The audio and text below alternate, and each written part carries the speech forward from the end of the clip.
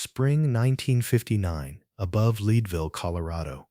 On the Climax mine road near 14,000 feet, a Caterpillar D8 is cutting snow on ground that looks finished, level, and safe. Then the mountain changes shape under the tracks.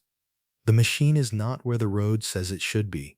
To understand why a Caterpillar D8 could vanish on a mine road at nearly 14,000 feet, you have to go back to central Colorado in 1959, to the upper slopes above Leadville where the Climax molybdenum mine was still one of the highest and hardest industrial sites in North America. The road itself was not a finished mountain highway in any ordinary sense. It was a working haul and access route cut into alpine ground, exposed to wind, buried by drifting snow, and forced across terrain that changed character with the weather faster than most operators could trust. Climax was not an isolated prospect camp by then.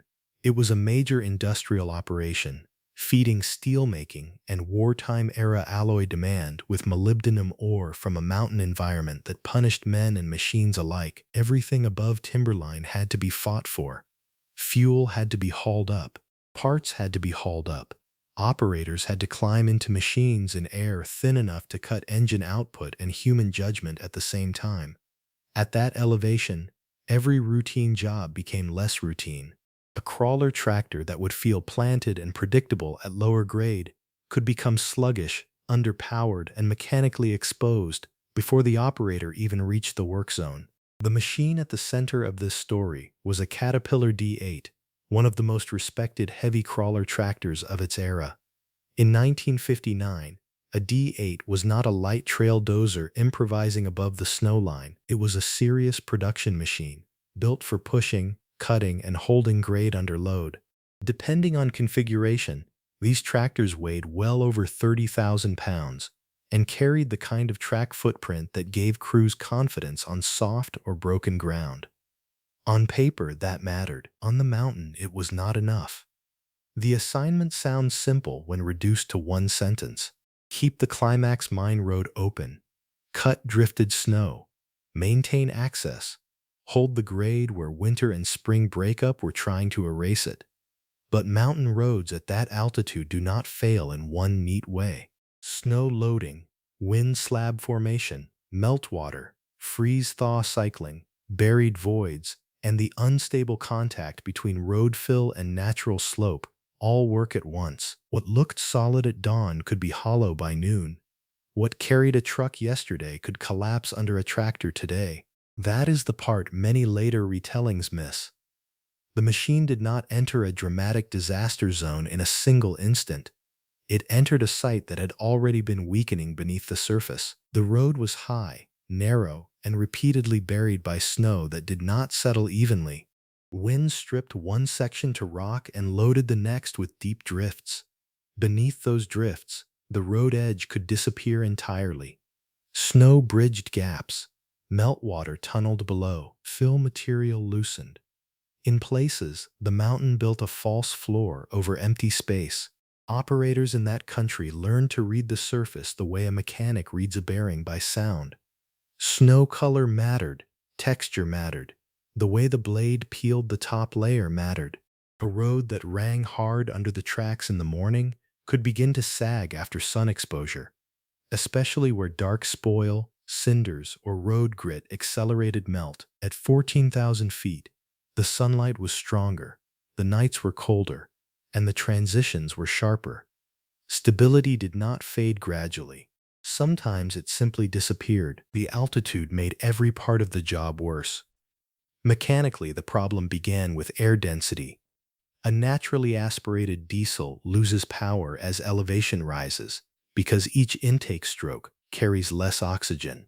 By the time a mid-century crawler was working near 14,000 feet, the engine was operating with a major handicap.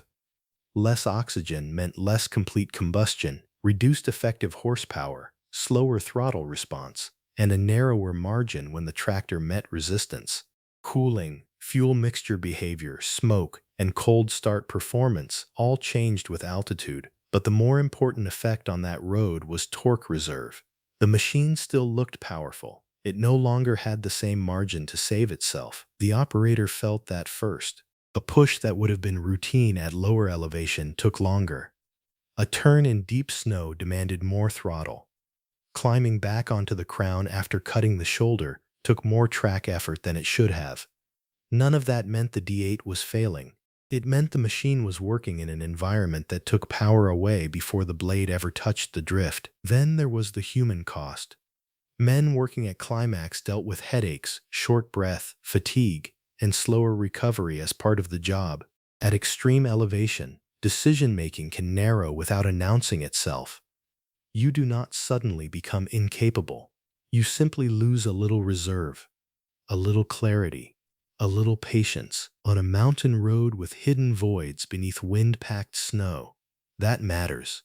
A dozer operator deciding whether the edge will hold is making a judgment of pressure, surface feel, machine response, and instinct. Thin air erodes all four. By the time the D8 moved into the section where it would be lost, the outcome was already being set. The road had been loaded by repeated storms. Snow had built outward over the slope beyond the true roadbed. Beneath part of that overhang, melt and settlement had opened unsupported space. From above, it still looked like road. Wide enough. White, level, and quiet. But what the tractor was approaching was not compacted grade. It was a bridge of snow over nothing strong enough to carry that weight for long. The machine was not swallowed because it was weak. It was swallowed because the mountain presented a false surface, and at 14,000 feet the usual warnings were harder to read. The engine had less reserve, and the road itself was no longer where it appeared to be. In the next part, the D8 reaches that section of Climax Mine Road. The snow shelf breaks under the tracks, and the recovery attempt reveals why some mountain losses stop being recoveries at all. Back on the upper road, the D8 moved into the drift the way a machine like that always did. Slowly, square to the load, blade low, tracks biting for purchase where the mountain still offered any. The operator was not charging blind into empty country. He was doing a job he had likely done before, reading wind-packed snow, cutting a pass, feeling for the edge through the seat and the steering clutches. For a few seconds, nothing seemed wrong. The blade shaved white weight off the surface. Snow rolled forward. The tractor held line. Then the surface changed. What failed first was not the engine, but the road's outer support. The right side of the drift was not road at all.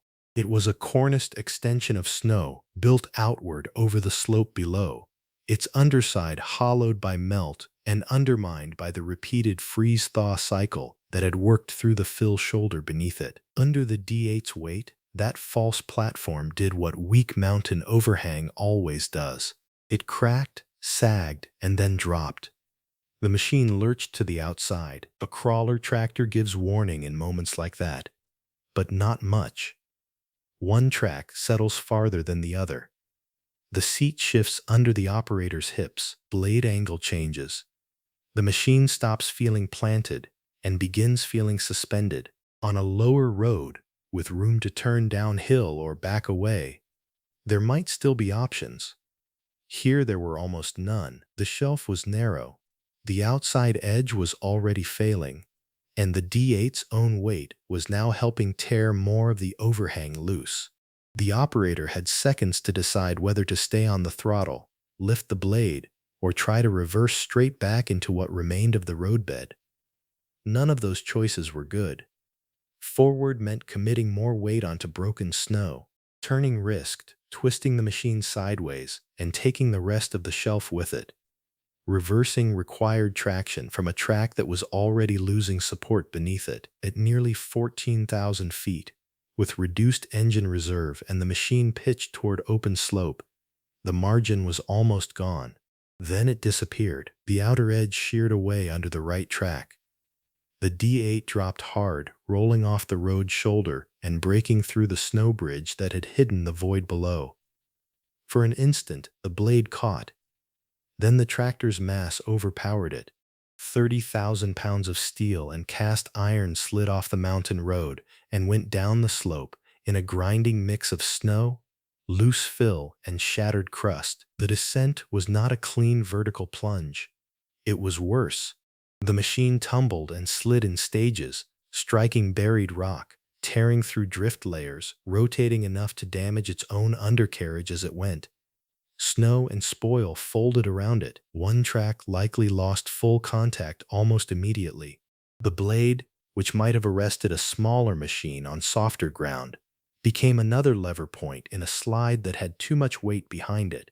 By the time the D8 stopped, it was down the mountainside below the road, battered, partially buried, and in a position no operator ever intends to see from the seat. The man got out alive. That matters. On a high mountain road, that outcome was never guaranteed, but the operation had changed. The problem was no longer snow removal. It was recovery at altitude on a slope that had already proved unstable. Crews above had to look down at a machine that, on paper, was still a recoverable asset. A Caterpillar D8 represented real money, real utility, and a wartime industrial economy that did not treat heavy equipment as disposable. The first instinct in a case like this is always the same. Rig it, anchor it, and bring it back. But mountain recoveries are decided by geometry before they are decided by horsepower. Mechanically, the problem was brutal. A dozer resting below the road on a steep snow and rock slope cannot simply be winched upward as if it were on flat ground.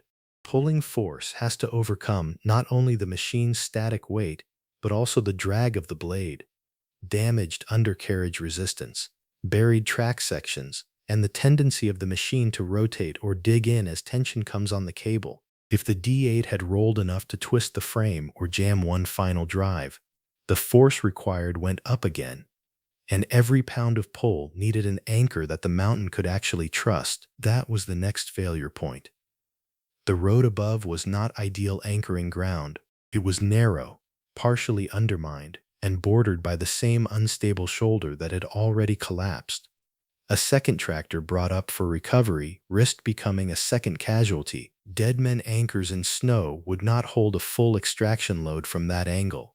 Rock anchors required time, drilling, and confidence in the bedrock exposure. Every option cost time, and time at that elevation meant weather. Crews likely made the only rational attempt available. Stabilize the road, assess the machine's resting angle, and see whether partial lifting or controlled dragging could bring it into a better position. But on the ground, conditions changed everything. Snow continued to shift under concentrated load. The slope below the road offered no clean line of pull. Every recovery cable wants a straight story. This mountain gave them bends, rollovers, hidden rock, and a machine no longer aligned with the route it had come from. Then the weather closed the margin further. At Climax, storms did not have to be dramatic to end a recovery. Wind alone could refill cut sections, erase track evidence, and harden the surface into something that looked workable while hiding fresh weakness below. New snow added load to the broken shoulder. Cold changed cable behavior, slowed crews, and punished engines left idling for heat and readiness. Visibility could collapse fast enough to turn a difficult recovery into a blind one. At that point, the decision makes sense only if you understand the site. The machine entered the crisis long before the crisis became visible. Once it was off the road, damaged, below grade, and exposed to continued snow movement, recovery stopped being a matter of effort and became a matter of acceptable risk. Another machine could be lost, another operator could go with it.